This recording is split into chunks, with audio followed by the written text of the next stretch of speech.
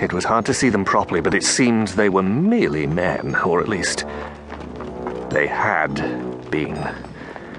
They advanced, but the way they moved was wrong, as if they were unaccustomed to the motion.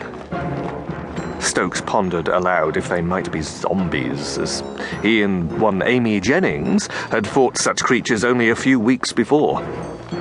We drew fearfully back into the doorway of a nearby tomb as they approached, ready to flee if required. But all their attentions were focused on the girl and the remaining members of the funeral party. It was Julia who spotted it first. The flies in Egypt are persistent, but they rarely stay long on one who is actually walking. She grasped my arm as the figures passed, and I could feel Stokes behind us, pressing to get a closer look. As soon as he realized how many insects were crawling over the figures' skin. Dozens of them covered the men's faces as they passed. The men's jaws were slack, and for a moment I was sure I saw more flies emerging from their cracked lips.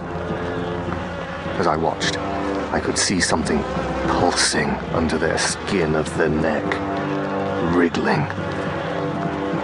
As they bore down on her, the girl fled, the figures following her into depths of the narrow streets. Every instinct I had was to leave while there was still time. But there was no mistaking the look that passed between Stokes and Julia. We were going to follow. Unfortunately, despite their dragging gait, the figures were surprisingly fast. And Stokes was never really built for hot pursuit, so they lost us quickly. But we soon discovered a simple way to find them. All we had to do was head in the opposite direction to everyone else. Finally, we heard that noise again. It came from a side street up ahead, and as we listened, I imagined that the flies sounded more numerous.